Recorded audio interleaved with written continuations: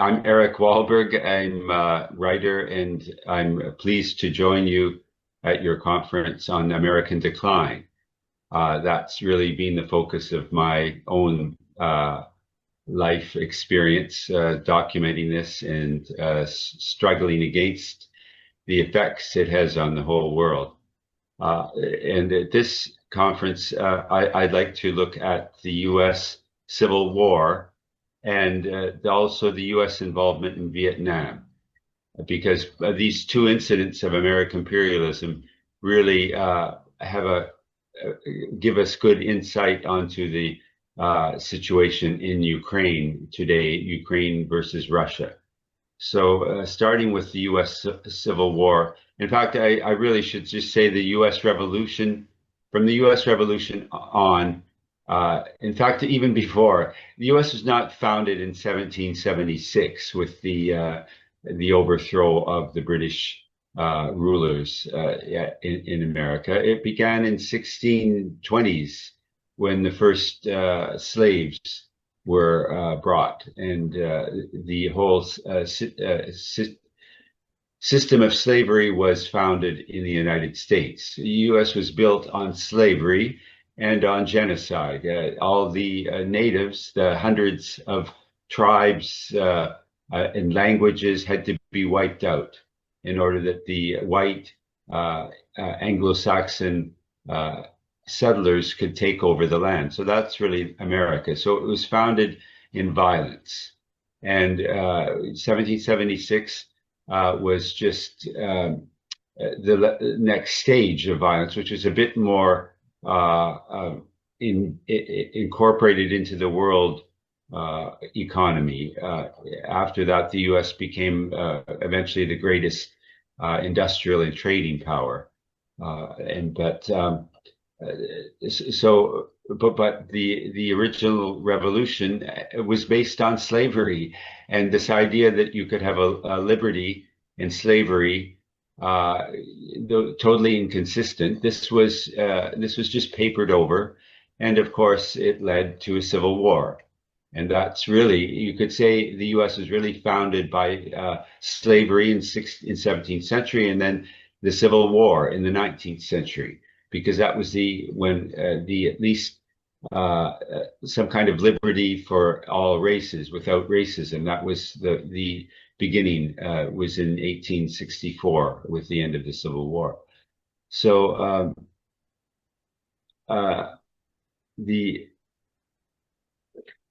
that Civil War was horrendous. Over 500,000 American troops alone were killed, far more than all the other wars that the America has partaken in before and after. So that was a terrible war. And I'm thinking, keep thinking in your mind what's about Ukraine as we're talking, because Ukraine, it's a horrible civil war there that probably over 1 million, maybe not 1 million. I don't. No one really knows how many troops, but it's probably almost 1 million. Before it will end, it will be. And these are the cream of the youth. These are where population collapse in really in all of the developed world, and so you're losing an entire generation or two of young men on both sides. It's a war of attrition. I mean, that's what World War I was. That's what really World War II ended up being, a war of attrition. And that's what the American Civil War was. So modern warfare is industrial, huge numbers of people dying.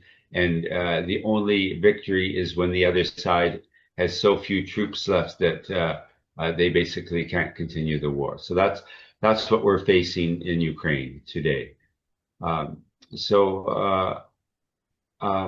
Now, also with the Civil War, it's interesting to look at the geopolitics of it. There was the North, which was the Union, and that was to preserve the concept of liberty. It was to annul, get rid of slavery, versus the South. The South was the plantations, cotton. So it was actually the big money. It was the big import export nation, export part of the U.S. was exporting cotton. So even the North really needed the cotton producers and their money. Of course, the money would go to the North because it's the industrial power and it has the bankers and all the rest. So the two sides, it ended up with Britain and France initially were supporting the South, but then France began to see that the South was not winning, so they decided to. They didn't have so much interest in the cotton. It was Britain that wanted the cotton for its cotton mills, Lancashire and all the north, because they needed cotton to export to India to undermine the Indian industry, which was producing textiles. So the Britain could undermine them, could bankrupt them, and that would weaken India, which the Britain was occupying. So, and then it could sell its clothing to India. So we see these same kind of processes happening today to undermine local industry in Africa. Let's say you import, now it's China more that importing cheap things and bankrupting them and then making them kind of colonial satraps, if you like. So Britain was still supporting the South, partly because of revenge, because the Americans had kicked the Brits out, but partly for its industry. And France was supporting, and of course, France was a legitimate liberty revolution. So they were supporting the North more. They had some kind of interest in ending slavery. Not a lot, but they did want, according to their own constitution, they didn't approve of slavery. So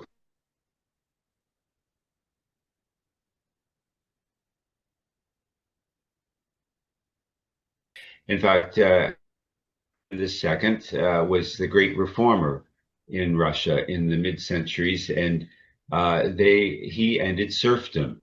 So, and he ended serfdom the very year the Americans ended slavery. So that's a beautiful parallel. And the Russia helped the North right from the start. They had no interest in slavery. They had no interest in the supporting the South in cotton.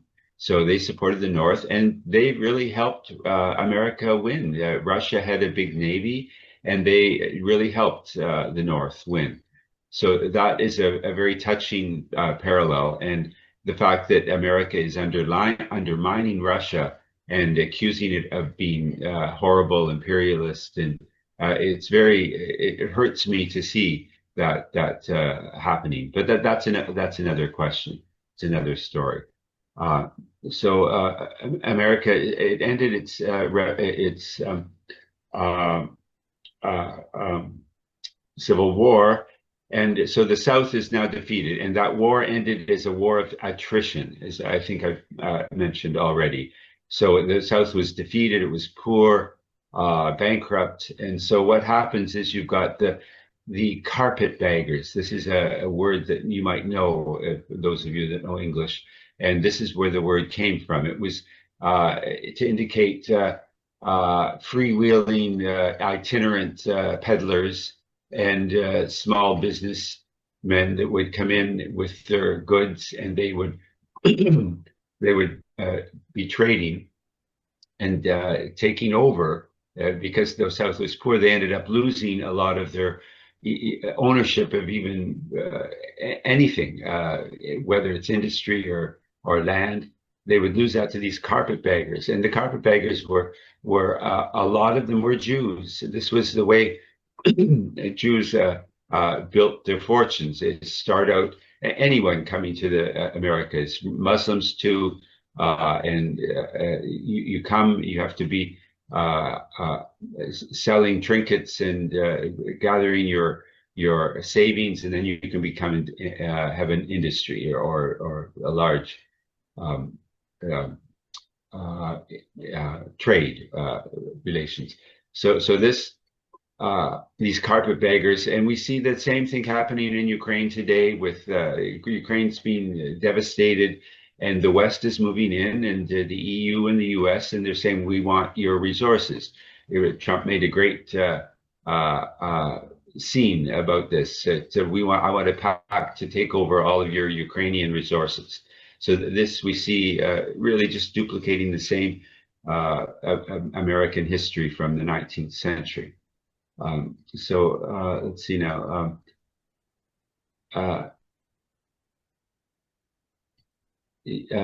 So another very important element of the Ukraine war today is that it's fascist. It's openly fascist. The spearhead of the war against Russia, right from 2014, not from just 2022. It was 2014 was the when the U.S. really moved into Ukraine and started to develop its hostile relations with Russia to make Ukraine part of NATO and the EU, even though Ukrainians and Russians are really one nation. It's they're all intermarried. The language Ukrainian is really just a subcategory of Russian. I mean, it's a legitimate dialect, but it's not a unique language. There was no Ukrainian language until really the 19th century, until that's when all of the European nations started to develop nationalisms. The rise of fascism really began with that chauvinism, nationalism of the 19th century throughout Europe. So you've got that element of aggressive nationalism. And World War II, of course, was the flowering of this aggressive nationalism under Hitler. And the Ukrainians were great fascists. They ended up really slaughtering a lot of the Jews and, of course, communists. Once Hitler had occupied Ukraine, it was free territory for rape and pillage, and the Ukrainians were masters of this. So when World War II ended, the U.S. took a lot of these Ukrainian and German fascists, spirited them into the United States because they had every intention of continuing Hitler's war against communism. So that's really, it wasn't even 2014 when the Ukraine-Russia war began. It was 1945 or even 1940. You can go right back to 1941 when Hitler attacks the Soviet Union. And so it's been really a fascist war against Russia from 1941. And 2014, it got back into high gear. And by 2022, the Russians had panicked. They saw what was happening.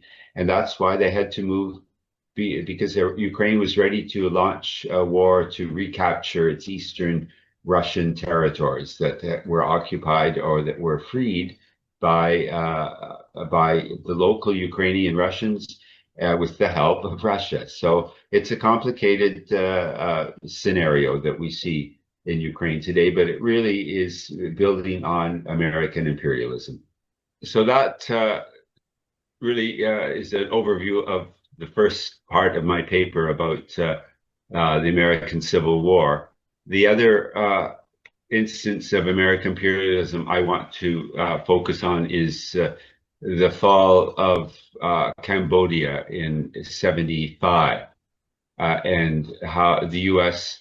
was behind this. In fact, before I even get there, a good book that I really recommend, you can find it in my paper, you can download it from the internet. It's called The Great Big Book of Horrible Things. And it lists the top 100 disasters in human civilization, really from throughout history. So it looks at which events killed the most people. So it's interesting that out of 100, the US Civil War rates as number 65. So it's well down the list. I mean, it's still horrible, but if we come to Cambodia, it's number 39 in the list. So it's much worse than the American Civil War. So, and that's an indication that the US, as it gets stronger and stronger and more aggressive, the disasters associated with it get higher and higher on the rank of disaster. So we come to number 39 in the great book of horrible things, Cambodia, 1975. It was a bombed out military dictatorship at that point. The last gasp of the Khmer Rouge, which the US created in 1970. They overthrew the peaceful monarchy of King Sihanouk, which was very popular. And the US just moved in because Sihanouk would not let them bomb Vietnam. They wanted to have their bases in Cambodia so they could carpet bomb Vietnam more easily. And Sihanouk said, no, that's our neighbor. We don't want bad relations. We can't do that. We are neutral in this war that you have. So the US overthrew the peaceful monarchy. And then when they moved out, of course, they moved out in 75. And by the time they'd moved out, Cambodia had collapsed. And brother number one was the head, Pol Pot, a demented nationalist, a devotee of Mao's Cultural Revolution.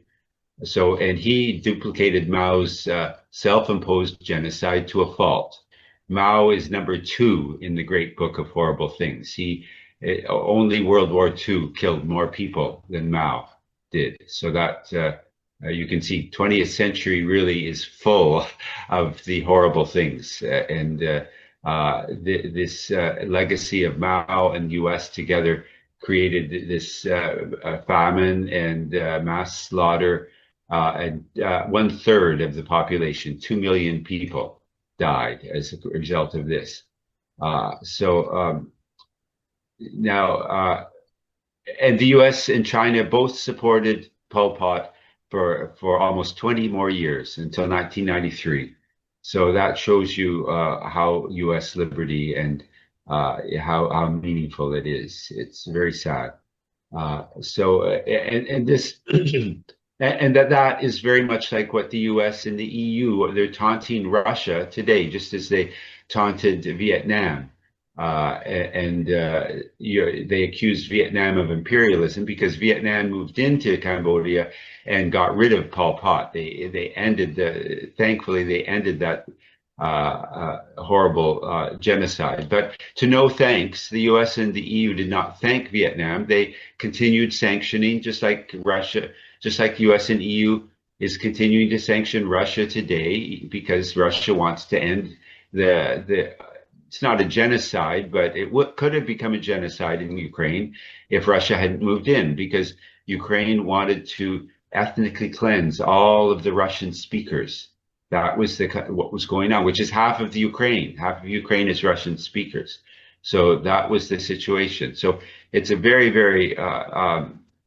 it's very painful for me to relate this because I just see this genocide happening before my eyes, and I see that Canada is one of the worst supporters of the genocide. We have a big Ukrainian fascist population, and our leader, Trudeau, Carney, the new leader, they're pumping billions. We've already given $22 billion of arms to kill Russians. And our own people are increasingly living in poverty. We're cutting back on social welfare. We're sending all our money to Ukraine. We're building more arms. It's very, you can see the parallels between Ukraine and Cambodia. And now the difference is Ukraine is at the heart of Europe. So it was very easy for the US and the EU to support the fascists. And they love to do this, and they want to break up Russia. In my paper, I include a visual of the conference. Every year there's a conference on dismantling Russia and how you will have the East, maybe give some to China, get China involved. I'm sure that this is part of if they could convince China to take over some of Siberia, maybe we could get China involved in destroying Russia. That's how evil. That's basically we have to talk in religious terms about what is happening in the world. So that location of Ukraine is very important, and also China's role. Now, this is I laughingly said maybe China will move in and take over. It could eventually, who knows what allies will be in even 10 or 20 years. But now China is a sort of ally for Russia, as it should have been in Soviet days. If China had been an ally of Russia in the 1970s, when the US was in Vietnam, there would be no US in Vietnam. There would have been a socialism across Europe. Probably, if Russia and China had been stayed allies, we would have had a very different world. But China became an enemy of Soviet Union and helped destroy the Soviet Union along with the US. So that's where we are. So, but China today is not so imperialist. I don't know if it's socialist. I don't think so. But it's not an aggressive imperialist country like the US and really like the EU. It's a pathetic imperialism, the EU, but it still has that love of its old colonies, and it wants to keep the stranglehold on Africa and whatever it can to maintain its imbalanced relations. So China is preventing at this point the collapse of Russia. I think it's really that stark. And so we have to be grateful for China at its present stage. And so Vietnam, and what's the final outcome? Vietnam and Cambodia, they have a cold peace. They're not big friends. Actually, Cambodia likes China because it's got lots of cheap goods, and China is always trying to burnish its image abroad, and so there are some minor border spats, anti-Vietnamese riots in the 1990s, but no longer, and that is really the best case scenario. That's all we can really hope for in Ukraine, is that finally the Ukraine army will collapse. The Russians will, just like the Vietnamese, they'll move in and get rid of the fascists and then stabilize the country. It will be independent, but it will be in alliance with Russia. It will have some kind of guarantees, but the guarantees won't be from NATO. The guarantees will be either United Nations, like in Korea, or maybe there will finally be some kind of cold peace, like in Vietnam and Cambodia. So I think that's the situation. So, and really, just as a summary, the U.S., you would think after the Civil War that the U.S. would have been licking its wounds, as we say in English, trying to reconcile with the South, rebuild the country, and be more its foreign policies. But no, that didn't happen. It was a nation founded on slavery, genocide, and war, right from the 17th century right through to today. So we can't really expect any different. It's been at war for 235 years out of 250 years since 1776. So, and Trump is the epitome of this. He's now created the Ministry of or Department of War, and he's threatening countries right, left, especially Iran. So all I can say is I hope that you have good, strong defenses and that you can stand up to this monster. And I look to you, and many, the enlightened people in the West really look up to Iran now as the vital to the world's survival.